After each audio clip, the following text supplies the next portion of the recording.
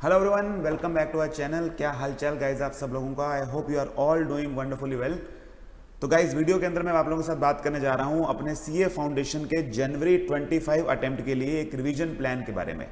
इस वीडियो में आपके साथ ये डिस्कस करूंगा कि जो बचा हुआ हमारे पास समय रह गया है, ऑलमोस्ट 1.5 महीना एग्जाम को है, अराउंड 45 डेज टू 50 डेज, इसके अंदर हम अपने रिवीजन को किस तरह से प्लान आउट करें। आई होप आप सब लोगों की क्लासेस अब तक कंप्लीट हो चुकी होंगी, और अगर नहीं भी हुई हैं तो और 5-7 दिनों में कंप्लीट हो जाएगी। तो मेक श्योर आपकी क्लासेस इस तरह से कंप्लीट हो जाएं कि आपके पास एग्जाम से पहले एटलीस्ट मिनिमम 30 दिन तो हुई हो रिवाइज करने के लिए। 40-45 दिन पहले हो जाए तो बहुत अच्छी बात है। तो मैं अराउंड यहाँ पर आप लोगों के साथ 30 से 40 डेज का, डिपेंडिंग ऑन कितना समय आपके पास है, तो हम प्रिसाइज किसी दिन पे नहीं जा रहे। तो आज से अगर मैं बात करूँ तो अराउंड 50 डेज पड़े हैं, तो 50 डेज, 45 डेज, 30 डेज, कोई भी आपके पास जो समय बचेगा उसके अंदर इसको रिवाइज कैसे करना है बचे हुए 4 सब्जेक्ट्स को।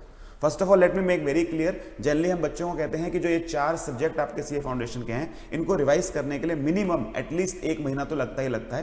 प्रेफरेबली मैं जनरली बच्चों को बोलता हूं कि अराउंड 8 दिन एक सब्जेक्ट के एवरेज हम मान के चलते हैं, तो 32 डेज हो गए। अगर इससे ज़्यादा समय है, 40-50 दिन आपके पास है, तो बहुत अच्छी बात है, आप और अच्छे से इसको रिवाइज कर सकते हैं। तो सर ये बात करते हैं कि जो बचा हुआ समय है इसके अंदर हम एग्जाम के लिए प्रिपेयर कैसे करें, रिवाइज कैसे करें। आपकी अभी तक जितनी भी तैयारी रही हो, आपने साथ साथ क्लासेस अच्छे से अटेंड करी, साथ साथ पढ़ा, टेस्ट दिया, बहुत अच्छी बात है, आपको एक बार रिवीजन हो चुकी है। लेकिन अगर साथ साथ नहीं भी कर पाए तो अब भी सफिशिएंट टाइम है कि आप बड़े सही ढंग से इस पेपर के लिए, इन चारों पेपर के लिए तैयारी कर सकते हैं। करना कैसे है? तो सर सबसे पहले तो हम ये देखेंगे कि हम कितने सब्जेक्ट एक साथ एक दिन में करें। तो माई रिकमेंडेशन विल बी कि मिनिमम 2 सब्जेक्ट तो एक दिन में आपको करने ही पड़ेंगे। तो कि हम अगर लगभग हम 40 दिन का प्लान मान के चलें, तो हम ये मान के चलें कि अगर हम 2 सब्जेक्ट रोज करते हैं तो 20-20 दिन के 2 कॉम्बिनेशन बनाकर ये 40 डेज पूरा कर सकते हैं। 3 कर सकते हैं तो बहुत अच्छी बात है। वैसे प्रेफरेबली मैं बताऊं तो 3 किए जा सकते होते हैं आसानी से, अगर आप अपने दिन को 3 हिस्सों में डिवाइड कर लें, क्योंकि अब आप क्लासेस वगैरह तो जाएंगे नहीं, पूरा कंप्लीटली आप घर बैठेंगे। तो अराउंड 8 to 9 आवर्स अगर आप अपनी पढ़ाई को रोज डिवोट करते हैं आने वाले 40 दिन के लिए, तो बहुत बढ़िया ढंग से तभी रिविजन की जा सकती होती है। ये 3 टुकड़े जनरली दिन के क्या होते हैं, मैं जनरली बच्चों को रिकमेंड करता हूँ कि आप जब सुबह क्लासेस वगैरह आया करते थे तो अराउंड 8-8:30 क्लासेस ज़्यादातर स्टार्ट हो जाया करती थी।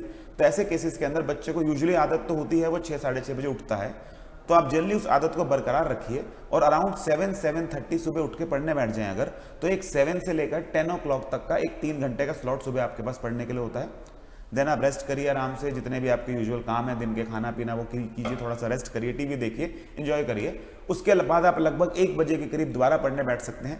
1 बजे से लेकर 4 बजे तक, 2 बजे से लेकर 5 बजे तक, इस तरह का एक आफ्टरनून शेड्यूल और निकाल सकते हैं। जल्दी बच्चों को कहता हूं कि इस समय पढ़ने की आदत डालिए, क्योंकि आपने एग्जाम इसी समय देना होता है, तो इस समय जल्दी सोने की आदत नहीं होनी चाहिए। शरीर हमारा बड़ी जल्दी ट्रेन हो जाता है, तो उस जनरली हम इसलिए बच्चों को आदत डालता हूं कि 2 बजे से 5 बजे तक, 1 बजे से 4 बजे तक, इस समय तक का टाइम को एक दोपहर को पढ़ने का समय बनाइए, ताकि आपके शरीर को आदत हो कि उस समय कंसंट्रेशन कर पाता है। तो सेकंड शेड्यूल हमारे पास दोपहर का बनता है, फिर आप 4-4:30 बजे तक फ्री हो जाते हैं, फिर आप एक शाम को, एक रात को एक तीसरा शेड्यूल बना सकते हैं अराउंड 7 बजे से लेकर 10 बजे तक, 6 बजे से लेकर 9 बजे तक, 7:30 से 10:30, जो भी आपको कंफर्टेबल लगता है। अगर आप ऐसे अपने दिन को 3 टुकड़ों में डिवाइड करते हैं ना, तो पहले तो 24 घंटे में से हम मोटा मोटा सिर्फ 9 घंटे पढ़ाई कर रहे हैं, 8 घंटे पढ़ाई कर रहे हैं, बाकी सारा दिन हमारे पास है, तो 16 घंटे हमारे पास अपने लिए हैं, जिसमें से अगर हम 8 घंटे सोते भी हैं तो भी दिन में 8 घंटे हमारे पास अपने लिए आ जाते हैं, तो बहुत ज़्यादा प्रेशर नहीं आता दिमाग के ऊपर। तो 3 सब्जेक्ट कर सकते हैं, 3 करिए, अदरवाइज काफ़ी कंफर्टेबल है आप। अगर 2 भी करना चाहें तो 2 कर सकते हैं, थोड़ा सा टेन्योर बढ़ा सकते हैं कि 3-3.5 घंटे एक सब्जेक्ट को दें। तो जनरली जब मैं कहता हूं कि 2 सब्जेक्ट उठाएं, तो इसमें एक चीज़ का जरूर ध्यान रखें, इसमें थ्योरी और प्रैक्टिकल का कॉम्बिनेशन बना के चलें। जनरली बच्चों को कहता हूं लॉ तो क्योंकि सबसे लंबा सिलेबस रखता है, तो लॉ को सबसे पहले स्टार्ट कर लें। प्रेफरेबली जो आपका सबसे एक्टिव टाइम होता है माइंड का, सुबह का समय मान लीजिए 7 से 10 बजे वाला, इसमें आप लॉ करें। उसके बाद साथ में एक आप अपना प्रैक्टिकल सब्जेक्ट स्टार्ट कर लीजिए। अकाउंट स्टार्ट करना चाहते हैं अकाउंट स्टार्ट कर लीजिए, मैथ स्टार्ट करना चाहते हैं मैथ स्टार्ट कर लीजिए। 3 सब्जेक्ट कर रहे हैं तो दोनों स्टार्ट कर लीजिए, तो मैथ्स हो गया, अकाउंट्स हो गया। जनरली जो लास्ट शेड्यूल है रात वाला, उसमें जनरली अकाउंट्स कर सकते हैं, क्योंकि जनरली बच्चे को ऐसा लगता है कि उसमें ज़्यादा दिमाग नहीं खपता, क्वेश्चंस करने होते हैं, या मैथ्स आपको अच्छा लगता है तो आप मैथ्स कर लीजिए। हाँ, जो आपका सबसे एक्टिव टाइम होता है उसके अंदर आप थ्योरी सब्जेक्ट को करिए। इस तरह से आप तैयारी शुरू करेंगे। प्लीज़ दोनों थ्योरी सब्जेक्ट इकट्ठे मत उठा लीजिएगा, उससे क्या होता है बहुत बोरियत हो जाती है, ज़्यादा रिटेंशन नहीं बनती।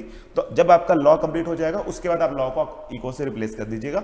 जनरली कोशिश ये करिए कि जो अकाउंट्स है और मैथ्स है ये साथ में इको या साथ में लॉ के साथ चले। अगर 2-2 सब्जेक्ट की बात कर रहे हैं, 3 की कर रहे हैं तो बहुत अच्छी बात है। मैथ्स और लॉ रेगुलर चला, मैथ्स और आपका जो है अकाउंट से ये रेगुलर चलता रहेगा। लॉ वाला पोर्शन आप सुबह वाले स्लॉट के अंदर कर सकते हैं। इस तरह से आप स्टार्ट करेंगे। दूसरा, सर हम सबसे पहले उन एरिया से स्टार्ट करें। जब मैं लॉ पढ़ने की बात करता हूं तो जो एक्ट, जो टॉपिक आपको सबसे मुश्किल लगते हैं, मान लीजिए आपको कॉन्ट्रैक्ट एक्ट मुश्किल लगता है तो स्टार्ट करिए कॉन्ट्रैक्ट एक्ट से, आखिरी के लिए मत छोड़िए। मुश्किल काम छोड़ देते हैं हम आखिरी के लिए तो आगे चल के तो प्रेशर और बढ़ने वाला है, आगे चल के तुम्हारे शेड्यूल और हिलने वाले हैं, हमें समय की कमी दिखने वाली है, तब हम और ज्यादा प्रेशर में आ जाएंगे और मुश्किल टॉपिक छोड़ने शुरू कर देंगे। तो जनरली एक ह्यूमन नेचर होती है, हम मुश्किल काम को टालते हैं, वो नहीं करना है। मेक श्योर आप जो जिन टॉपिक को आपको जो टॉपिक ट्रिकी लगते हैं, जो आपको थोड़ा बोरियत लगते हैं, जो आपको मुश्किल लगते हैं, तो एक्सेप्ट इट, करने तो पड़ेंगे हमें वो टॉपिक, तो शुरुआत उनसे करते हैं। तो स्टार्ट फ्रॉम टॉपिक्स जो आपको वीक लगते हैं, जो क्लासेस वगैरह शायद आपने अभी चैप्टर पहली बार पढ़ा है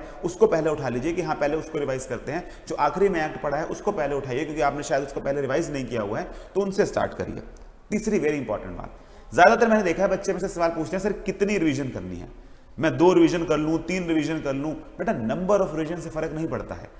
ये 12th क्लास नहीं है जहां प्री बोर्ड के लिए भी एक बार पढ़ते हैं, फिर बोर्ड के लिए दूसरी बार पढ़ते हैं, बोर्ड के पेपर में 7 छुट्टी होती है वहां पढ़ते हैं। Number of revision do not matter है, the quality of revision matters. ये ना हो कि आप लिमिटेड से टॉपिक पढ़े जा रहे हैं और उन्हीं को बार बार पढ़े जा रहे हैं, तो मन को तसल्ली तो मिल रही है मैंने 3 बार रिवीजन कर ली, but this is a CA examination. या कंटेंट की कवरेज बहुत जरूरी है। तो अगर आपकी एक रिवीजन भी ढंग की हो जाती है ना इन 40 दिनों के अंदर, जिसमें आप एक एक टॉपिक कवर कर लेते हैं, सारे क्वेश्चंस करते हैं साथ साथ, तो वो रिवीजन ज्यादा मायने रखेगी, वो रिवीजन ज्यादा अच्छी रिवीजन मानी जाएगी एज कंपेयर टू आपने 2 टॉपिक छोड़ रखे हैं, 2 एक्ट छोड़ रखे हैं, 2 चैप्टर छोड़ रखे हैं और बाकी सिलेबस को बार बार रिवाइज किए चले जा रहे हैं। That is not a correct approach. तो सारे के सारे सिलेबस पे फोकस करिए, instead of the number of revision focus on the quality of revision. मैं अक्सर बच्चों को बोलता हूं कि क्वांटम से फर्क नहीं पड़ता कि कितनी बार रिवाइज किया, क्वालिटी से फर्क पड़ता है कि एक रिवीजन जो दिया वो कितना अच्छा रिवीजन था, कितने इन डेप्थ आपने जाके उस टॉपिक को वहां पर रिवाइज किया, पास्ट ईयर क्वेश्चंस करे, क्वेश्चंस लिख के देखे, प्रैक्टिस किए, मैथ्स में तो उसके कितने क्वेश्चन सॉल्व किए, अकाउंट्स के तो कितने क्वेश्चन हाथ से निकाले,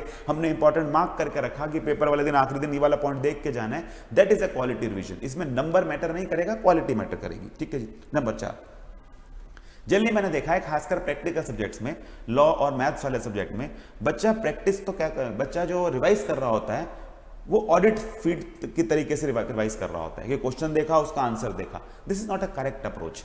जनरली इसलिए मैंने देखा है कि क्योंकि आप क्वेश्चंस की प्रैक्टिस नहीं करते, खासकर मैथ जैसे सब्जेक्ट के अंदर आप क्वेश्चंस हाथ से नहीं करते, अकाउंट जैसे सब्जेक्ट में आप क्वेश्चन हाथ से नहीं करते, लॉ में आपने आज तक क्वेश्चन लिख के नहीं देखे होते, टाइम बाउंड सामने बेटा घड़ी रखिए, 7 नंबर का क्वेश्चन है तो उसमें टाइम मेजर करिए कि अराउंड 10 मिनट के अंदर, 11 मिनट के अंदर क्वेश्चन पूरा करना है। रोज 1-2 सवाल लिख के देखिए, उससे आपके ना लिखने की स्पीड बढ़ती है, प्लस आपको कॉन्फिडेंस आता है कि जो चीज मैंने पढ़ी है मैं पहचान पा रहा हूं कि क्वेश्चन किस तरह का आता है, पहचान पाने के बाद लिख पा रहा हूं कि इसका ये आंसर होगा। तो जनरली मैंने देखा है कि काफी स्टूडेंट्स बहुत अच्छी प्रैक्टिस, बहुत अच्छी रिवीजन करके जाते हैं, बट क्योंकि उन्होंने क्वेश्चंस नहीं प्रैक्टिस किए होते, तो ऐसे केस में बड़ा आसान सा जब पेपर भी आता है ना, सारे क्वेश्चंस रिपीट भी आए होते हैं क्योंकि उनके लिए वो नए क्वेश्चन होते हैं, उन्होंने कभी किए नहीं होते हैं, तो जनरली पेपर अच्छा नहीं हो पाता। तो मेक श्योर जब आप रिवीजन की बात कर रहे हैं, खासकर प्रैक्टिकल क्वेश्चंस के अंदर एज वेल एज लॉ के अंदर, मैक्सिमम से मैक्सिमम क्वेश्चंस करें। जैसे मैंने अपने स्टूडेंट्स को पूरा का पूरा क्वेश्चन बैंक दिया हुआ है, वो क्वेश्चन बैंक करके जाएं। एक चैप्टर को कंप्लीट तब माने जब उसके क्वेश्चन साथ में आपने कर ली हो।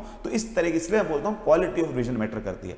ऐसा करने में शायद आपको एक चैप्टर पे एक दिन, 2 दिन पूरे लग जाएंगे, इसलिए सफिशिएंट टाइम है। 40 दिन 45 दिन का हम प्लान बना रहे हैं, मान लीजिए उसमें से 20 दिन भी आप लॉ को लगातार दे देते हैं पढ़ने के लिए, तो 20 दिन के हिसाब से अगर मैं एक्ट्स की बात करूं, हर एक्ट को करने के लिए, कुछ एक्ट तो बिल्कुल छोटे छोटे हैं, एवरेज हमारे पास 3 से 4 दिन आ जाते हैं हर एक्ट को करने के लिए। ऐसे केस में आप सारे क्वेश्चन बहुत अच्छे से प्रैक्टिस कर सकते होते हैं। तो हर टॉपिक को डिसेंट टाइम दें, ठीक ठाक उसके क्वेश्चन प्रैक्टिस करें। देन जनरली मैंने आपको इसी चैनल के ऊपर हर जो सब्जेक्ट है उसका एक रिवीजन मैराथन मिल जाएगा। This revision marathon is a wonderful concept. यहां हमने क्या किया है कि 14-16 घंटे के अंदर मैंने आपको लॉ, ऐसी बाकी टीचर्स ने अकाउंट्स, मैथ, सारा कुछ रिवाइज कराया हुआ है। तो जनरली अप्रोच ये रहती है कि इस केस के अंदर आप क्या करें कि स्टार्टिंग में जब आप चैप्टर पढ़ने बैठे ना, मान लीजिए आप सेल्स ऑफ गुड्स से रिवाइज करने बैठ रहे हैं, तो उसका मैराथन रिवीजन खोलिए, उसके अंदर 1.5 घंटा 2 घंटा उसको रिवाइज कर लीजिए। ऐसे आप इको का डिमांड का चैप्टर करने बैठ रहे हैं, सर की वीडियो देखिए, उसके अंदर से आप उसको रिवाइज कर लीजिए, तो आपको ना एक बार फटाफट से सारा कंसेप्ट याद आ जाता है। मैं ये नहीं कह रहा उससे आपका टॉपिक कंप्लीट हो जाता है, लेकिन 1.5 घंटे में आपको सारा सेल्स ऑफ गुड्स बता दिया।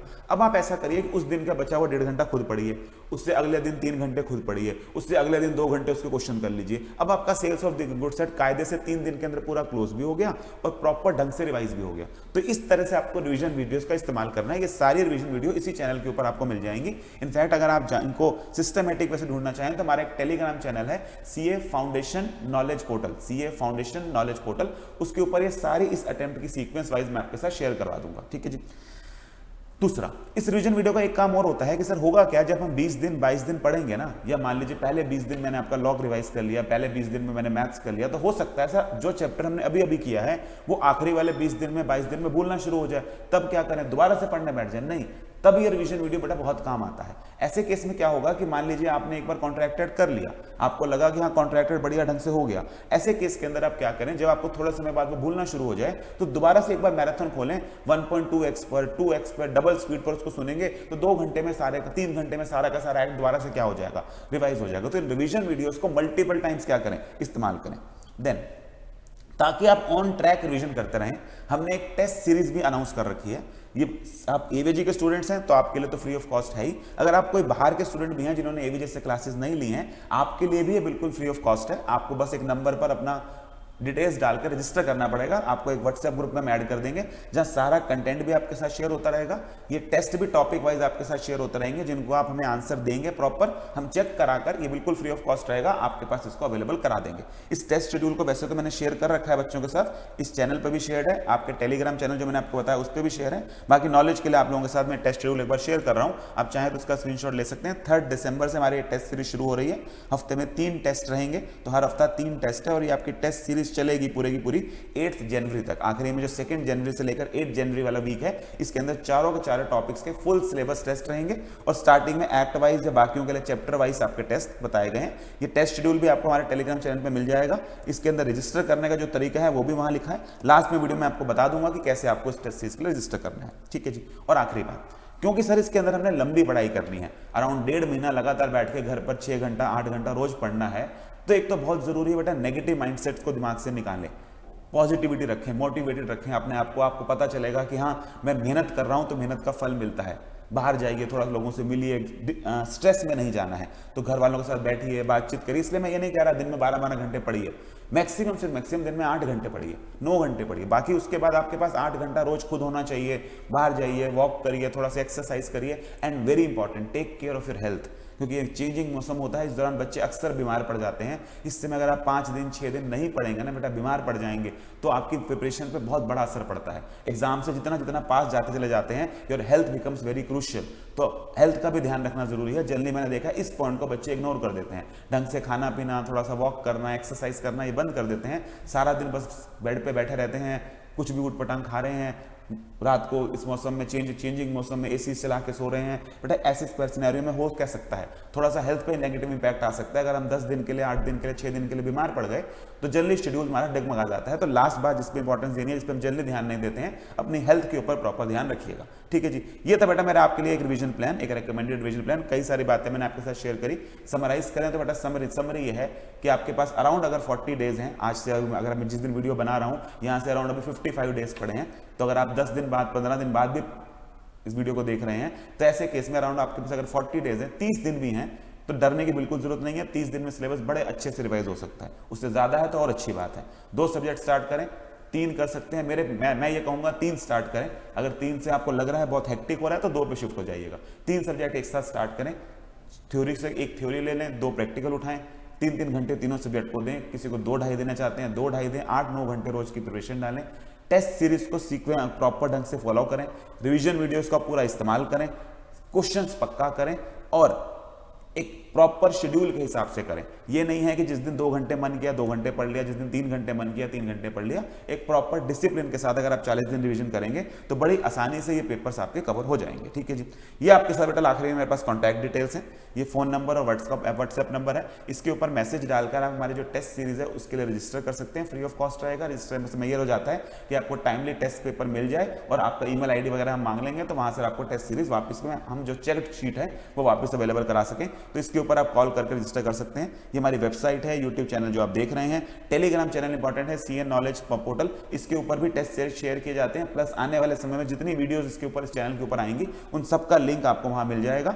आप हमारे ईमेल आईडी के ऊपर भी हमें ईमेल डाल सकते हैं। किसी जो टेस्ट वगैरह होंगे हम आपको ईमेल आईडी देंगे, वो ये नहीं होगा, अलग ईमेल आईडी होगा, उसके ऊपर आप टेस्ट करेंगे।